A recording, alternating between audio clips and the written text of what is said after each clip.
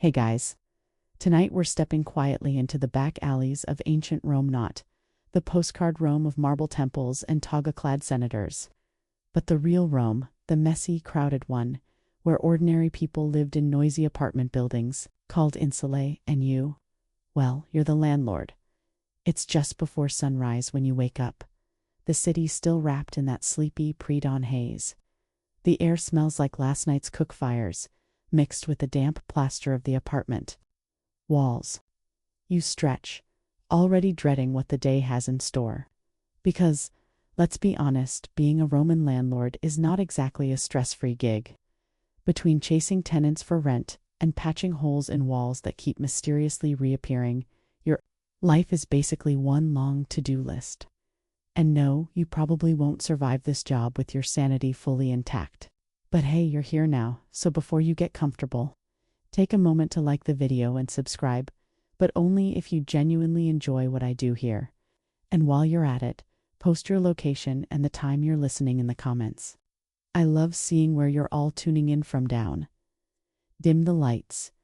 Maybe turn on a fan for that soft background hum. And let's ease into tonight's journey together. You start your day by stepping into a pair of worn sandals, rubbing your eyes and grabbing the wax tablet where you keep your rental notes.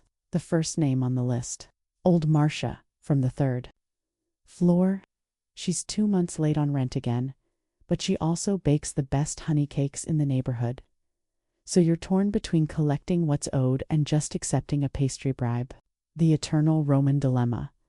As you head down the stairwell carefully, because Roman apartment stairs were famously steep and rickety, you passed by Flavius, the water seller already hauling buckets up from the street fountain.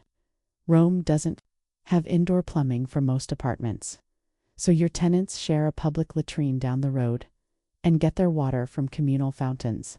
Not exactly five-star living. When you reach Marcia's door, you knock lightly, trying not to wake her neighbor's chickens. Yes, chickens. Some of your tenants keep them in the hallway. Others keep goats in their apartments. You've asked them not to, but well, it's Rome. If you thought modern landlords had it rough, imagine trying to evict livestock from a fourth-floor walk-up. Marcia opens the door with a warm smile, already holding out a fresh honey cake wrapped in cloth. You're about to remind her about the rent, but honestly, the cake smells incredible. And she's telling you about her grandson's fever, and before you know it, you've scribbled next month onto your wax tablet and moved on. You make your way through the building, checking in on other tenants. The insula is made mostly of wood and cheap stone, stacked up 5 or 6 stories high. Historians still argue whether the top floors were cheaper because they were so dangerous, or whether the rent varied more by location than by height. Either way, you know the upper floors are the worst. Rickety stairs, no running water, and a roof that leaks every time Jupiter decides to throw a thunderstorm tantrum. Your building, like most Roman apartments, is a mix of shops on the ground floor and cramped living quarters above. Downstairs, Gaius the cobbler is already hammering sandals back together. He pays his rent on time, mostly because he knows you'll just take his shoes if he doesn't. Upstairs, though, it's a different story. You head to the second floor to check on Plautius, the grain merchant. He's a good tenant, but last week, his ceiling collapsed into his stew pot. You promised to send a builder to fix it, but the builder got distracted by a dice game and never showed up. You make a mental note to try again today, or tomorrow, or maybe just after lunch.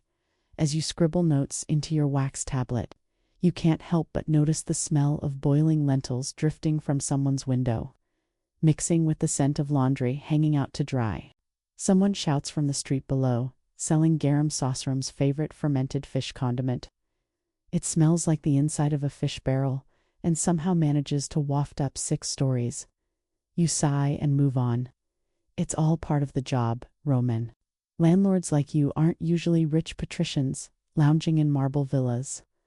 More often, you're a middle-class equus, trying to scrape together enough income to stay ahead of debt collectors.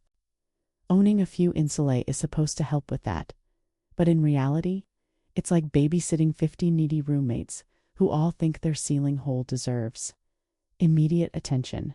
You check your notes again and head toward the rooftop. The rooftop is a strange mix of social club, laundry room, and emergency exit. Tenants come up here to chat, dry their clothes, or if the walls of their apartment crumble a little too much sleep under the stars for the night. You glance at a corner where someone's built a makeshift cooking fire. Not exactly legal, since rooftop fires are one of the main reasons Roman apartment buildings tend to burn down. But if you confiscate their cooking pots, you'll just end up in another long conversation about how hard it is to find a hot meal in a top-floor walk-up. Fire, by the way, is your biggest fear. Roman insulae are notoriously flammable. The walls are thin, the floors creak, and the staircases are basically vertical fire funnels. Rome's fire brigades are decent when they bother to show up. But there's a catch. The firefighters are usually slaves owned by private companies, and they sometimes negotiate fees while the building is burning. You've heard stories of landlords haggling over fire suppression costs as flames crept up their walls. No pressure, right? You sigh. Adjust your cloak and prepare to visit the next tenant. Another day, another round of rent collection, ceiling patching, and pretending you'll definitely call the builder tomorrow. The sun's fully up now, warming the tiles on the rooftop as you head back down into the buzzing world of Roman apartment life. The street below is filling with noise merchants calling out prices, children chasing each other between shop stalls, and the occasional donkey braying like it's auditioning for a play. You duck your head to avoid a rogue laundry line someone has strewn across the stairwell. Again, you've asked them not to do that.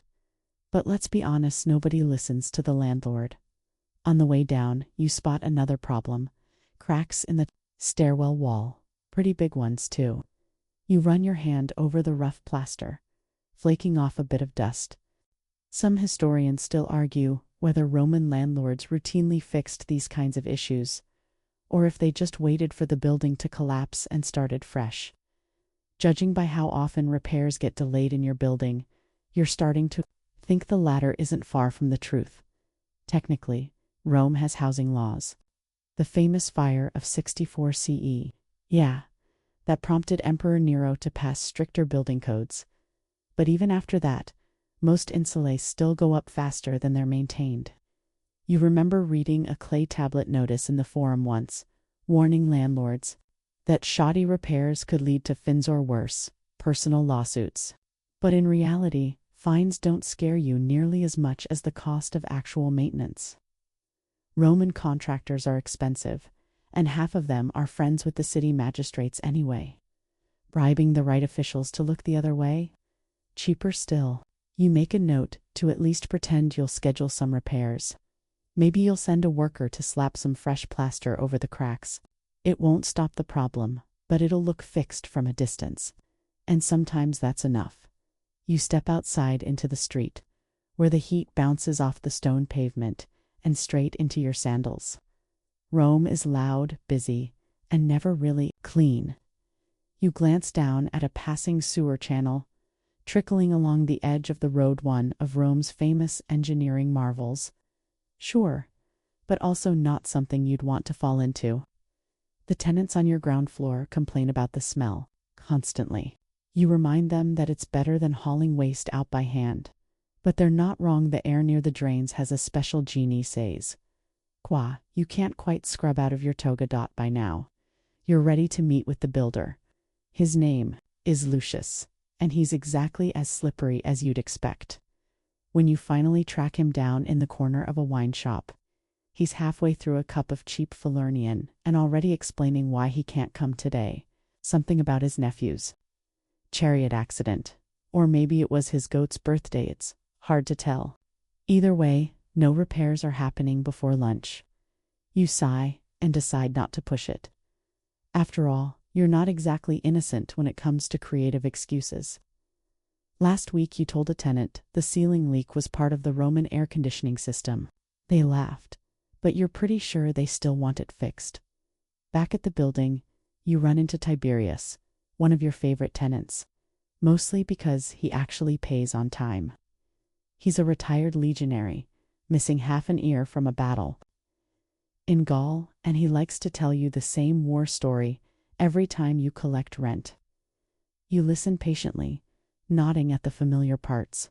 You've heard him say, "And then the Gauls threw a turnip at me," at least a dozen times. You're not sure if the turnip part is true, but it makes the story better, so you let him keep it. As the day wears on, you keep circling the building, checking doors, listening to complaints, and dodging minor crises. Someone's arguing about whose laundry blew off the roof last night. Someone else is demanding you come look at their flooded kitchen floor, which, to be fair, might just be spilled olive oil. You promise to investigate, but first, you stop by the food stall on the corner for a quick lunch lentil stew with flatbread. Not exactly gourmet, but filling enough to get you through the rest of your rounds while you chew. You watch a group of slaves unload amphorae from a cart. They're bringing oil to the shop on the ground floor of your building, which will sell it to your tenants for cooking and lamp fuel. One amphora slips and shatters, sending oil running down the cobblestones. You grimace, knowing someone's going to slip on that later, and probably blame you for it. The joys of property management. Some scholars still debate whether Roman landlords like you made massive profits or barely scraped by. On paper, owning an insula seems like a gold mine. In practice, it's a constant balancing act between rent collection, repair costs, and paying off city officials to keep your building standing just long enough for you to retire, ideally before it collapses. Statistically speaking, most Roman apartments don't last more than a few decades without major renovations or catastrophic failure. But that's future use problem. As the sun begins to set, you finally get a moment to breathe. The streets start to quiet, and lamps flicker in doorways. You lean against a doorway yourself, watching the city wind down. Somewhere nearby, someone's playing a flute, the soft notes mixing with the smell of baked bread and warm olive oil. For all the chaos, there's something peaceful about Rome at twilight. The tenants have mostly stopped complaining for the day. Your wax tablet is full of notes you may or may not act on tomorrow. And for now, that's good enough. Let's slow things down now. Picture the soft glow of oil lamps reflecting off the walls of the insula, casting gentle shadows that sway. With the evening breeze, the noise of the day has faded, leaving behind only the quiet hum of nighttime Rome, the soft shuffle of sandals, the distant splash of water in a fountain, the low murmur of a neighbor saying good night. In Latin. Your mind drifts like a lazy cloud over the rooftops, where clotheslines sway gently in the moonlight. The city, for all its noise and cracks and crumbling plaster, feels still for just a moment. You breathe slower, sinking into that in-between space where thoughts soften, and the past feels close enough to touch. Let yourself float there, between sleep and memory, carried by the ancient rhythms of ordinary life. Tomorrow will bring another day of rent, repairs, and rooftop negotiations, but tonight you can rest.